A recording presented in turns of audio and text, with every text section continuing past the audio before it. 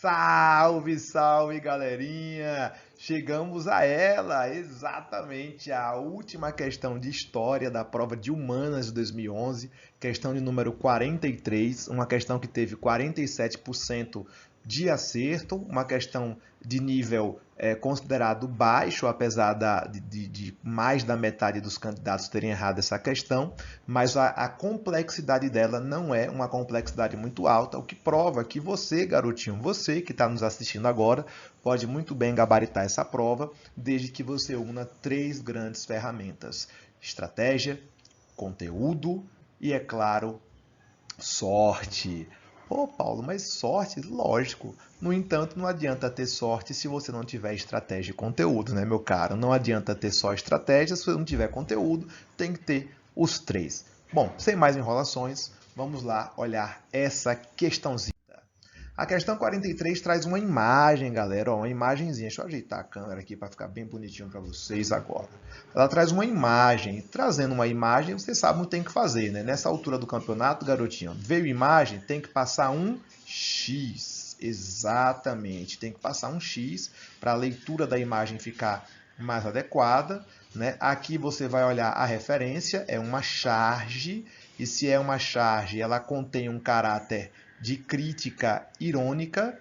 Então, uma charge ela é uma crítica e ela traz também uma ironia, né? Uma crítica irônica. E nessa crítica irônica, né, o que é que ele está criticando? Vamos voltar lá para a referência. Né? Crítica da capa da revista O Malho, tá? Então ele não me diz exatamente o que é que ele está criticando. É preciso que você, né, conheça o que está acontecendo. Por exemplo, o aluno que tem o conteúdo já sabe que isso aqui é uma crítica à revolta da vacina, né? O pobre aqui do Oswaldo Cruz, coitado, sendo representado como um indivíduo autoritário, montado numa seringa, ó, consegue enxergar aqui, ó, montado na seringa, a serviço de uma reforma sanitária que ocorre no Brasil, né, durante a reforma urbana do Rio de Janeiro entre 1904 e 1906. Então, a crítica é a essa reforma. O jornal, a revista O Mário, está criticando de maneira irônica a atuação do governo, né, e a atuação dessas medidas de reforma sanitária. Vamos entender o porquê. Vamos lá, vamos ver a questão. A imagem representa as manifestações nas ruas da cidade do Rio de Janeiro na primeira década do século XX, que integraram a revolta da vacina. Então, a própria questão já foi gente boa com você, ó. Ela já te fala que é sobre a revolta da vacina, tá? A gente vai descartar isso aqui, porque eu só preciso da pergunta. Então, quanto mais objetiva for a pergunta, melhor. Considerando o contexto político-social da época, essa revolta revela. Olha só, o verbo operatório é o verbo revelar. Quem é o sujeito? Essa revolta. Então, meus caros, para quem ainda está em dúvida sobre o que é verbo operatório, sobre o que é, né, comando, sobre o que é sujeito, assim, o comando é tudo isso aqui, ó.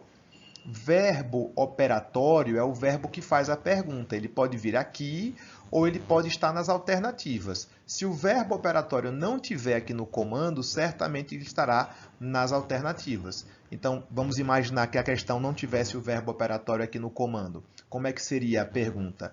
Essa revolta poderia estar aqui: revela, reproduz, demonstra. Então, os verbos estariam no início da alternativa, tá? E o sujeito é a revolta. Bom, a revolta da vacina ela acontece em 1904 num cenário de profunda instabilidade nacional, que é a tal da República Oligárquica, né?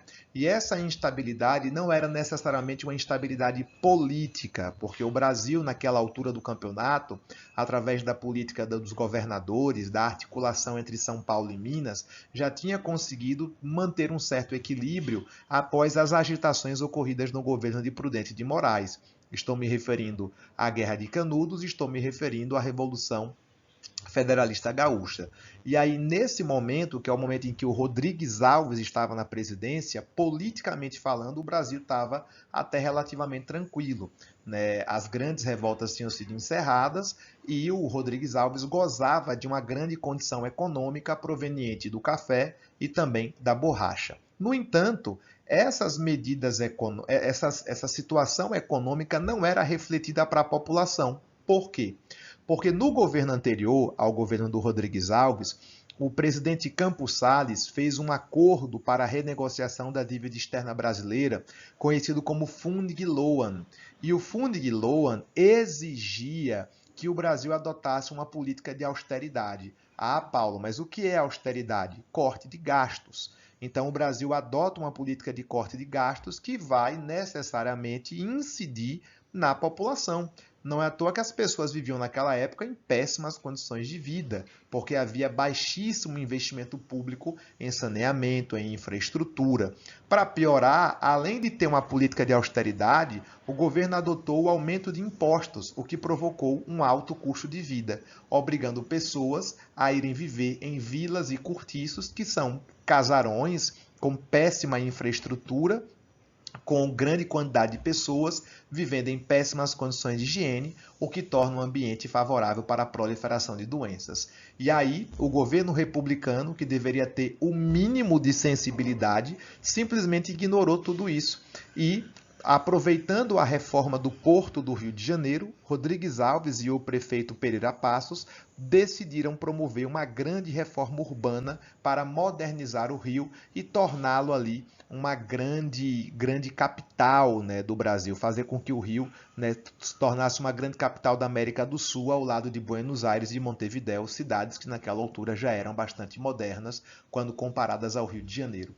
Gente, o Rio de Janeiro era apelidada de o cemitério de estrangeiros, por causa da quantidade de doenças que havia naquela região, naquela cidade. E aí o governo empreende uma reforma urbana, que era necessária, e decide também promover uma reforma sanitária para combater as epidemias de varíola e de tifo, que eram constantes na cidade.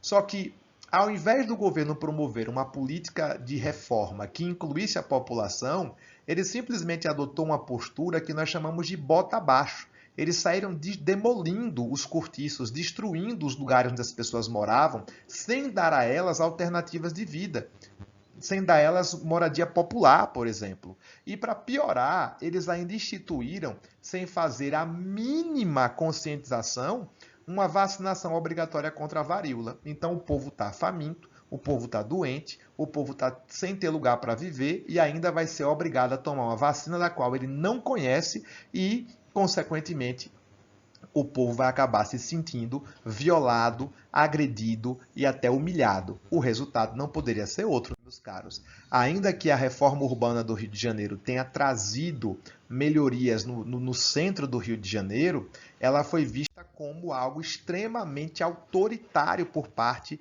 da população. A população vai fazer críticas duríssimas ao governo e vai se rebelar. Tá? Muitas dessas pessoas faziam parte do nascente movimento operário, que já estava se organizando em torno do anarcossindicalismo, e o governo, diante da enorme revolta, foi obrigado a suspender provisoriamente a vacinação obrigatória, sendo retomada depois.